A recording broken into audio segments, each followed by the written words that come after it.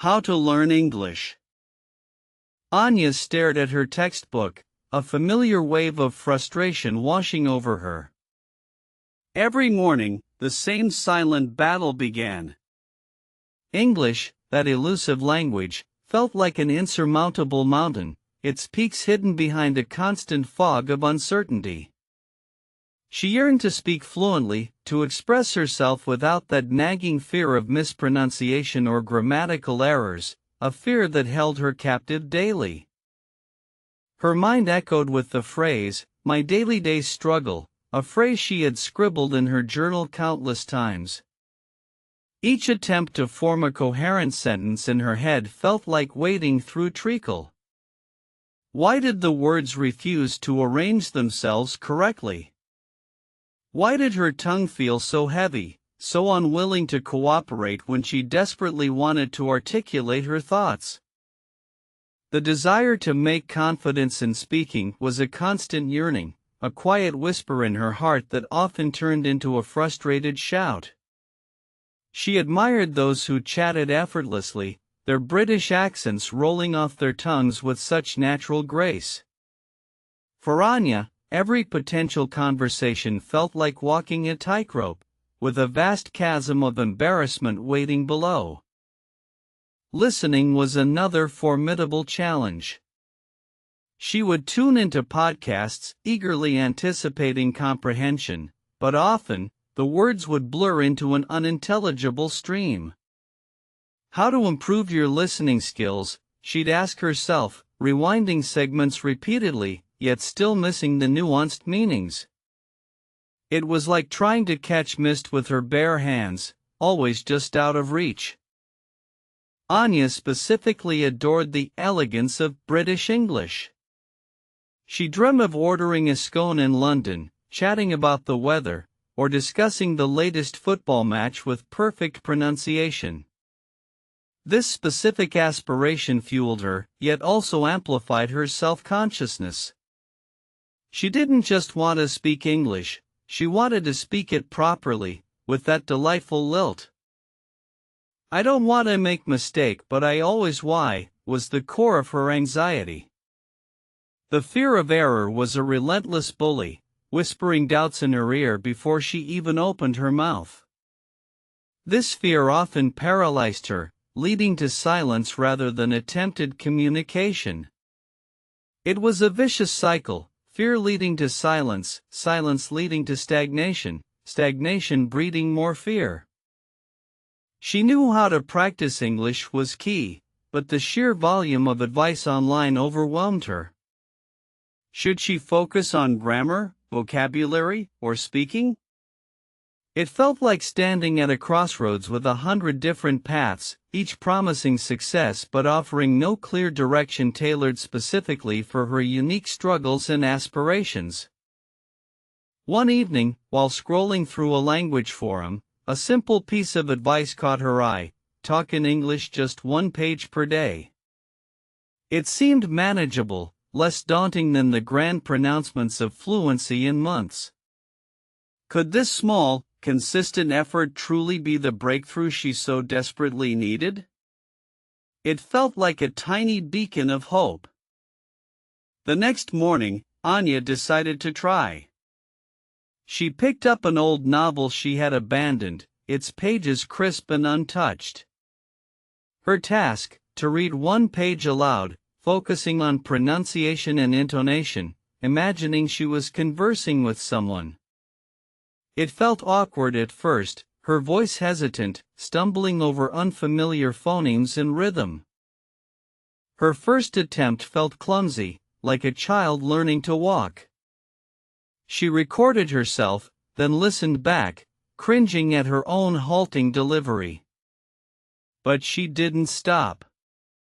She reminded herself, it's just 1 page, a mantra that kept the overwhelming feeling at bay. This was about consistency, not perfection, a subtle shift in her learning philosophy. A few days later, the forum suggested, start talking at home. This concept felt even more peculiar.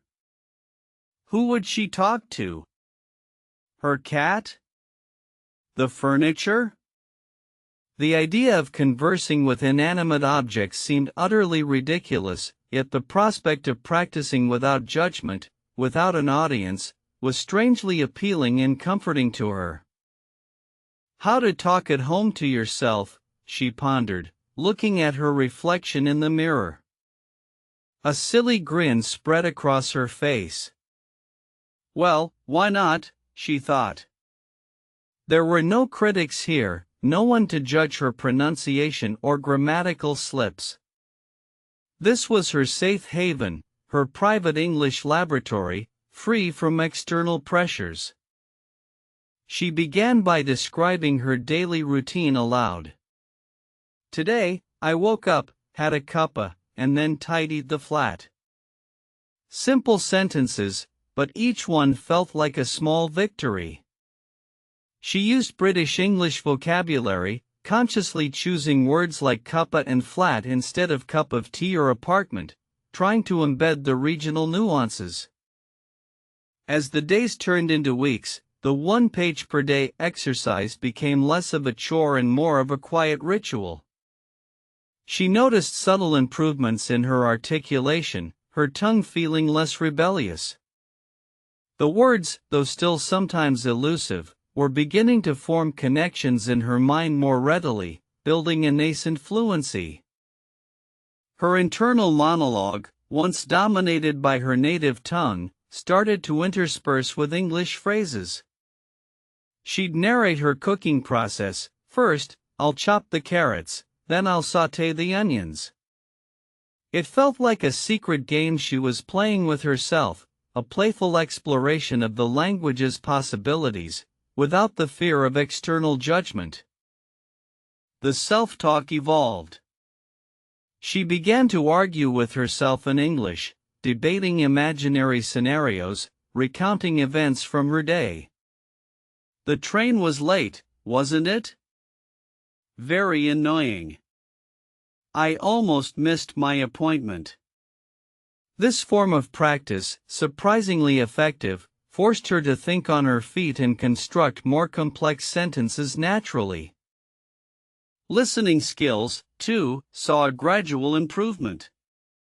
Because she was speaking more, her ear became more attuned to the sounds and rhythms of British English. Podcasts that once sounded like noise began to reveal snippets of meaning. She started recognizing common phrases and idiomatic expressions, a rewarding little puzzle piece clicking into place.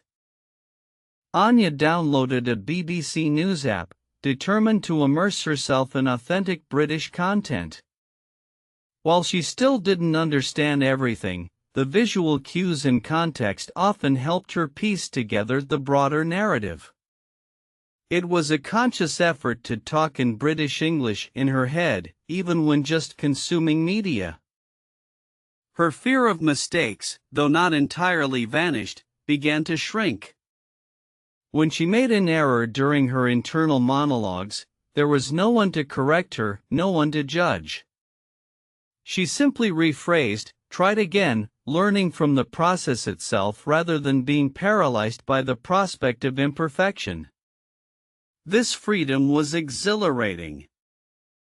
One afternoon, while preparing her dinner, she spontaneously started describing the ingredients aloud: this lovely broccoli, these fresh tomatoes, and some rather nice chicken.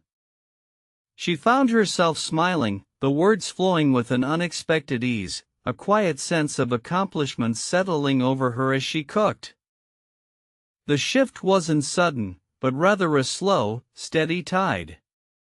Each day, just one page and talking at home chipped away at the wall of self-doubt.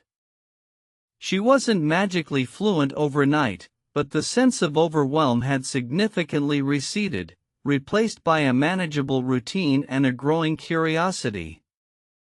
She started imagining conversations with native speakers, mentally rehearsing responses to common questions. "What do you do?" she'd ask herself, then reply, "I'm a graphic designer, actually. I mostly work on digital illustrations for various clients."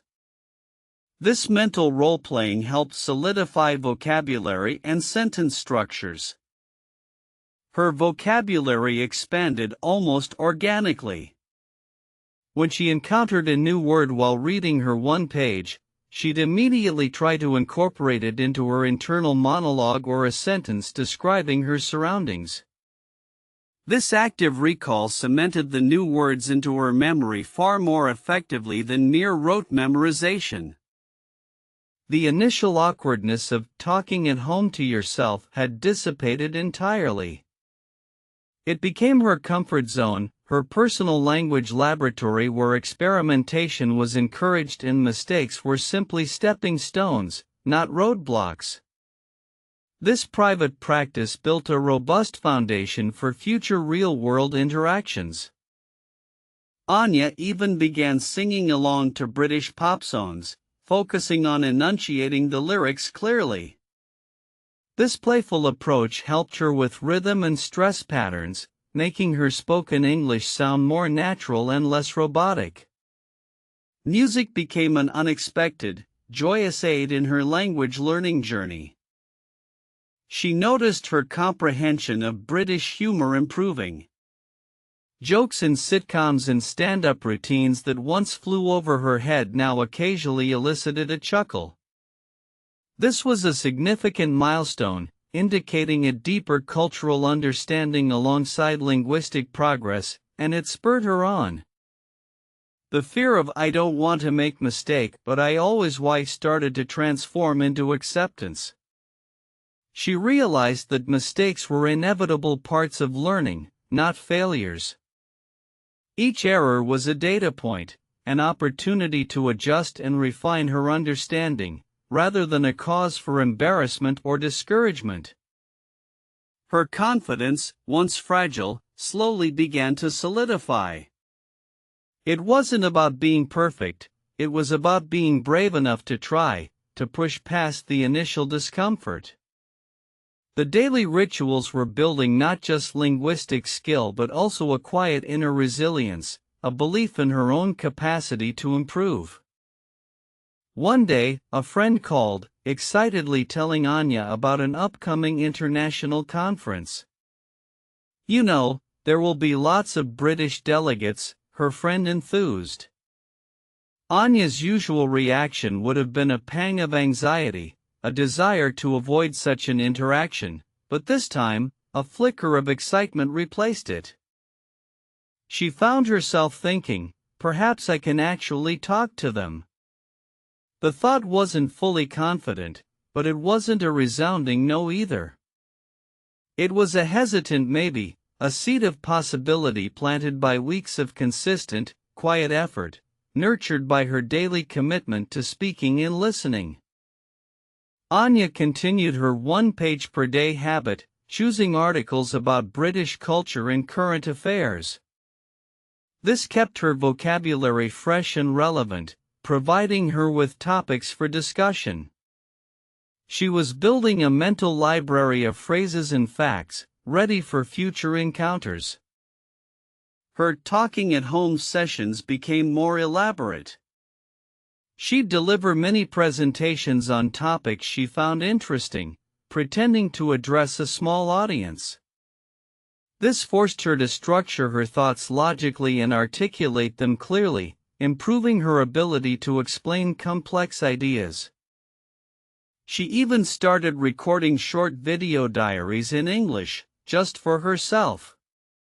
Watching herself speak, she could identify areas for improvement in pronunciation and body language, turning the camera into a non-judgmental mirror, providing valuable self-feedback that she could act upon immediately. The process of how to improve your listening skills became an active pursuit. She started summarizing news reports she heard, trying to extract the main points, and even transcribing short segments to catch every single word, a meticulous approach that yielded significant results. Anya realized that true fluency wasn't about never making mistakes, but about the ability to recover from them gracefully and continue communicating effectively. This realization liberated her from the tyranny of perfectionism, allowing her to embrace the learning process more fully. The conference arrived. Anya felt a flutter of nerves, but it was different this time. It wasn't the crippling anxiety of before, it was an excited tremor, like before an adventure. She spotted a group of delegates from London chatting animatedly near the coffee station. Taking a deep breath, she walked over. "Excuse me," she began, her voice a little shaky but clear. "I couldn't help but overhear you discussing the latest advancements in sustainable energy. It's a field I'm very interested in." She consciously used British phrasing, having practiced it so much. To her delight, one of the delegates smiled warmly. "Indeed. We were just debating the pros and cons of tidal power. What are your thoughts?" The conversation flowed, not perfectly, but steadily. Anya found words appearing, sometimes after a slight pause, but they came. She made a few grammatical errors, stumbled on a word or two, but crucially, she didn't stop. The fear of mistakes didn't paralyze her. She rephrased, apologized if needed, and kept going. Her weeks of talking at home to yourself had built up an amazing resilience.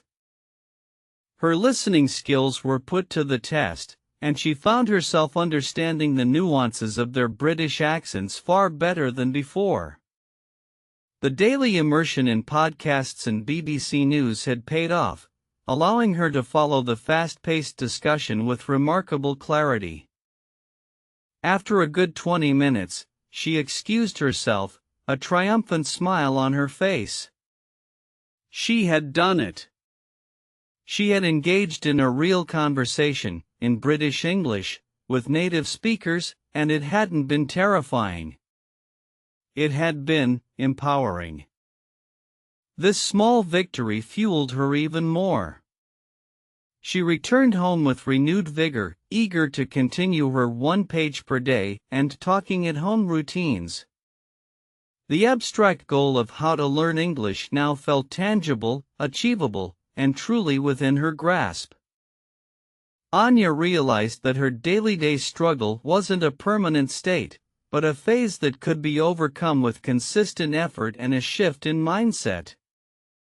The fear of mistakes was a barrier she had learned to dismantle, brick by careful brick, through persistent self-practice.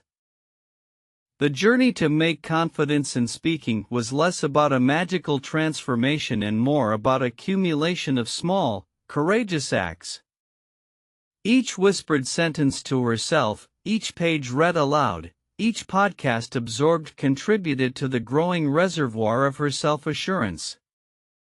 Her path to improve your listening skills had been paved with patience and active engagement, not just passive exposure. By actively trying to understand and summarize, she had trained her brain to process the sounds and meanings more effectively, bit by bit.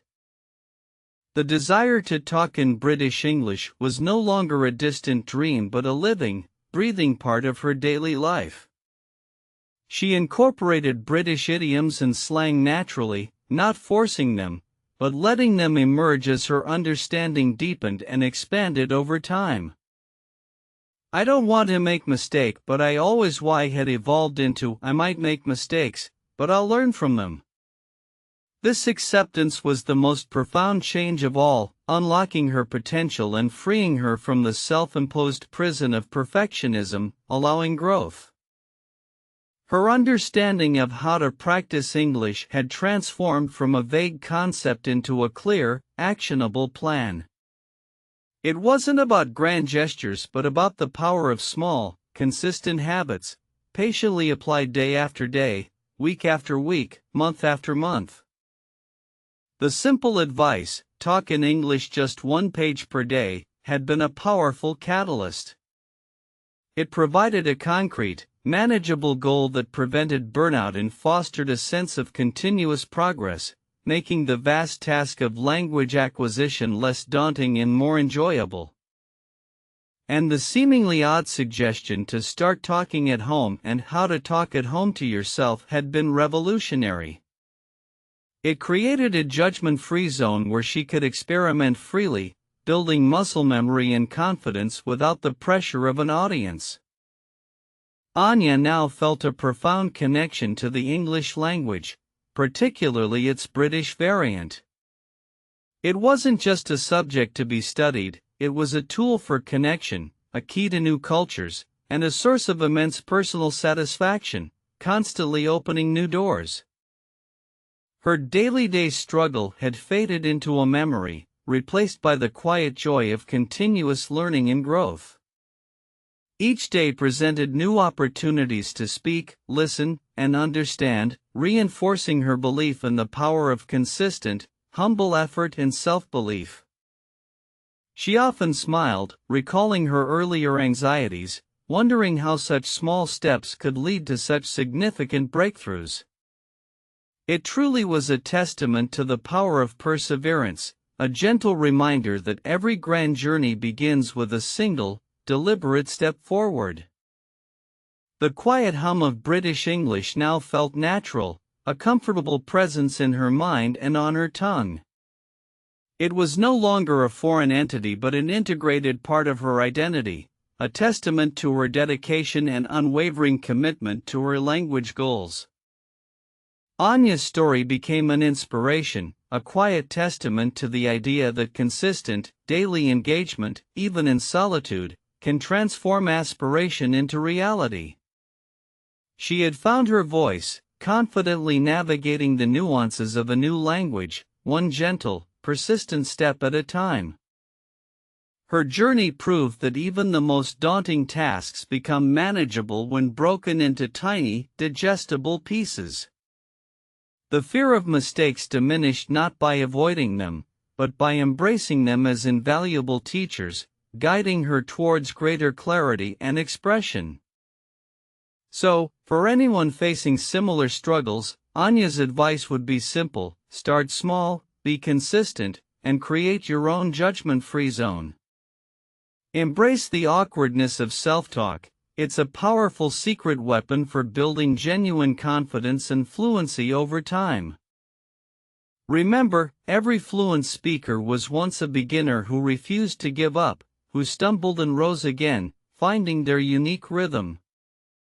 Your English journey is yours alone, and with patience and daily effort, you too can find your confident, authentic voice.